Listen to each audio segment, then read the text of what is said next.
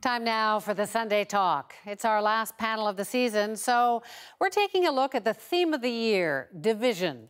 Trump, Brexit, terror attacks, big splits around issues of gender and free speech. So we ask, what's driving the divide, and is it all bad? No justice, no peace. America divided on race. Governor O'Malley got booed when he actually said that all lives matter. Black lives matter, white lives matter, all lives matter. Experts worry hate crimes against Muslims will continue to rise. In Canada, a rise in anti-Muslim attitudes. Tensions growing bit by bit, and it's very scary, and hopefully, as Canadians, we can rise above it. They start friendly, and before you know it, they take over. They want Sharia. People in both countries divided on gender issues. This is about allowing men into restrooms, locker rooms, and showers with young girls and women. My wife needs to use the bathroom right now. Which one does she use, the boys or the girls? Brexit was the great divider in Britain, fear about lost jobs and rising immigration. Basically, we've had enough of it, basically. So it needs to be stopped. I think there's too many people here that shouldn't be here. Donald Trump, go away! Racist, sexist, anti-gay! And perhaps the biggest divider of all, I am your voice. I'm going to bring our jobs back. I'm going to bring our manufacturing back. Donald Trump made the animosity even sharper. The establishment and their media enablers wield control over this nation. Anyone who challenges their control is deemed a sexist, a racist, a xenophobe, and morally deformed. Quite the year. Joining me now, our panelists. Supriya Dwivedi is a talk radio host in Toronto. Lincoln Anthony Blades is a columnist with Teen Vogue, writing about race, culture, and politics. And Tasha Keratin is a talk radio host and columnist with iPolitics. So it was a pretty interesting year if you're a journalist or pundit or a columnist, but a little rough for the world. Anyway, I'm going to start with you, Supriya. I mean, what drove all of the division this year, do you think? So I think a big part of it is the fact that for a very long time there was a homogeneous sort of ruling class that was never used to having any of their positions challenged either publicly or privately. And now with the advent of some equalizers like social media, you now are hearing from a number of voices that we never really used to include in sort of the mainstream debate. And I think that's what you're seeing a lot of pushback. I also think there's an aspect to this, both on the left and the right, in which you need to be ideologically pure. So it's not just enough to want to reform Obamacare, let's say, and to improve coverage, but you have to dismantle it altogether and go with single payer. And I'm not saying that's necessarily bad, but ultimately, when you can never have any sort of nuance, I think that leads to greater divisions, even amongst people that would normally say that they're on the same side of a debate. What do you think, Tash? Is it all reaction to change, political change, or is some of it economic too? Well, I think division follows disruption, and I think I agree with a lot of what you just said, Supriya, because I think there's a piece of it around people wanting to make their voice heard, people who also, you've seen a lot of immigration changing the nature of who is in our society, and new people feel excluded. Many people say, people of First Nations, for example, say they have not been included in the conversation. And because we have institutions also that allow people to express their voice, whether it's human rights tribunals or social media or other places, they're able to do so.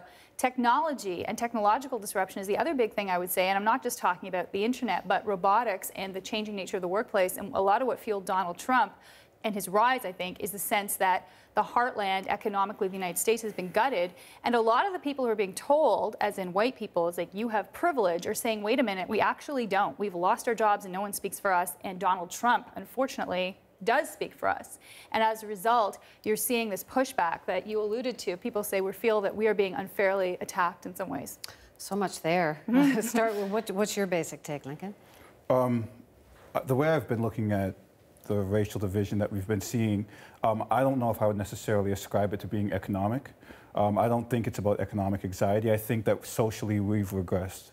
And what we've regressed to is that arguments that we once said were completely okay with, we're now sort of relitigating. And we're relitigating people, we're relitigating Muslim rights? Are you a citizen or not? Do you deserve human rights? Civil rights in the United States of America, the Civil Rights Act that Martin Luther King passed, or that he helped inspire to get passed, the Housing Rights Act, those are now being repealed by Jeff Sessions.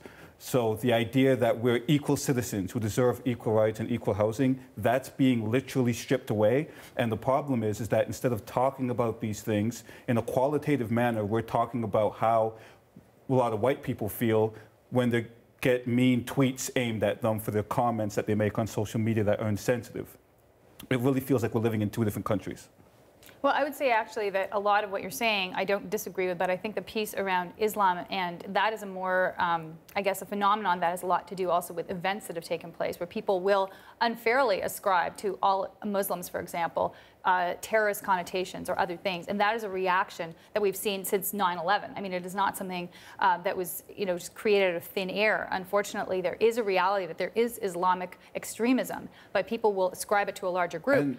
But they also have a place to speak it, and that goes to I guess the forums we have where people will say things and spout off in a very vitriolic way. So when we're talking about the divisions that we have and how deep they go, we can talk about Muslim extremism, that's fine.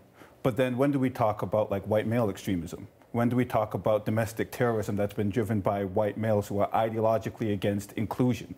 Like the problem that we have is that when you talk about these deep divisions, there's one side that's being heard and they get to say everything that they want and then claim that they're actually being repressed in thought. And then there's another side that's actually falling victim, physically falling victim to the other side's hate. But we have talked about violence by the police in particular against the black community. If you're talking about specific instances, there are of course a lot of racial instances and discrimination that do not make the headlines, but at the same time there are some that have. And that again, that's the flip side to forums where you can speak out, and Twitter and other places where people do bring that to light and bring that conversation out. But it's not a pretty conversation. Well, you were talking, go ahead, Supriya. I was just going to say, but I think a lot of the time our debates they're false equivalencies. Like it's one thing to say that you feel like you're self-censoring, let's say on a social media platform because you're afraid of people calling you out. But there's another thing if you're actually being, brutalized by police violence, or if your rights are being stripped away. Like it's not the same. Like you get what I mean? Because I self-censor all the time too. I don't consider myself, a victim of the Twitter mob or whatever you want to call it. Well, there's a balance too to censorship and self-censorship, because I think a lot of people say things they feel under the cloak of anonymity. They can say all sorts of things they wouldn't say to someone's face, which in that self-censorship I actually would rather see more of, more thoughtful conversation. But it's hard when people are driven by emotion too. So there's so much. All of this is being played out, and not everybody is on Twitter or Instagram or online even. But more is being expressed. Is that a good thing or a bad thing? I mean, generally, is it good that people are having these debates, or are we heading down a very dangerous path? I think the nature of the debates is heading us down to a very dangerous path. So when you look at it, for example, the way that, and we can talk about media responsibility also. So when you look at it, young black man gets shot by the police, and then you bring on an ex-former cop, and then you bring on like a Black Lives Matter activist. You sit them at the table, and the general discussion is like, is it bad that this unarmed person got executed? As opposed to saying, okay, what can we do in our society to actually fix it to a point where this sort of stuff doesn't happen?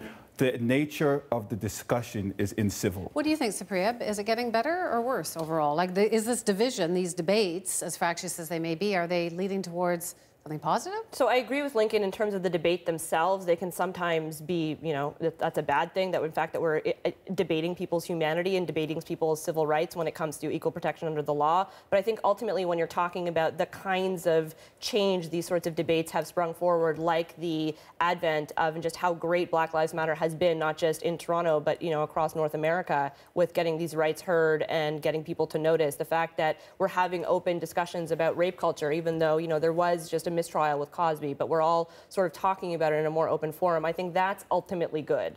But I think if you're a minority, then at this point in 2017, like, you don't want the discussion. No, of course not. You want the results. No, but you have to have the discussion too in a way that doesn't exclude. If I just, because you mentioned Black Lives Matter, I just want to jump in for one moment, because the whole conversation around the Pride parade in Toronto, for example, and the exclusion of police in uniform from that has very negatively impacted a lot of people's opinions of Black Lives Matter and the way they went about it. And this is, I would, and yeah. So, I would. but the only thing I would say with that, and I don't disagree, because our inboxes, I'm sure, are very similar when we talk about this sort of stuff on the radio. But ultimately, I would say that I don't know if those people were ever really for Black Lives Matter or for but can we these just? issues. The point I want to make here is that Black Lives Matter wasn't born out of an idea that sprung off by watching a movie. Right. Black Lives Matter was sprung off of the idea that Black lives did not matter. It did not matter statistically in the amount of times that we've been victims of state-sponsored violence, and it doesn't matter in the way that we've been treated. But do you think that the movement is gathering fans or people or greater understanding? But this is the thing, and I don't think in order to care, I was going to say, in order to care about. But to Tasha's argument that it's alienating people, does that accomplish the goal? People, so Black people in our society in Canada, where we try to be a very inclusive community, Black people are victims of systemic racism. The Indigenous people are victims of systemic racism. So when a group comes along and they start advocating for change, this idea that like they're not winning over fans, it's that there's people who weren't on the side of caring about our issues in the first place. When you call Justin Trudeau a white supremacist terrorist, as the leader of Black Lives Matter did, you alienate people who say, I could be on board with some of what you're saying, and I recognize the roots of it, but this is too far. This goes to this culture that we're talking about, where people say things that are divisive. Got to wrap up in just a moment, but I just want to get a sense. It's been a rough year on all these fronts around the world.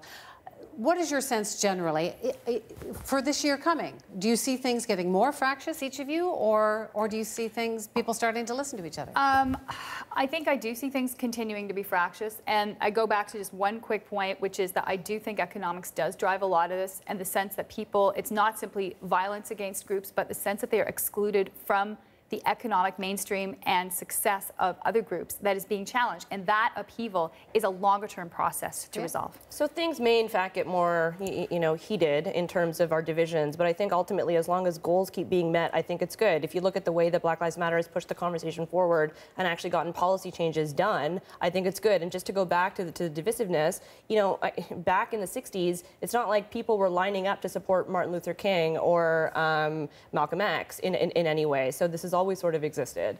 I think whether you think that we live in a poor town or whether you think we live in a big rich town, at the end of the day, it seems to be minorities who are getting the shorter end of the stick. And until we start talking about those issues and not how they make people feel, but actually how they're actually being treated. But your prediction, better or worse this year? It's going to get worse, but depending on how the silent majority, it's up to them.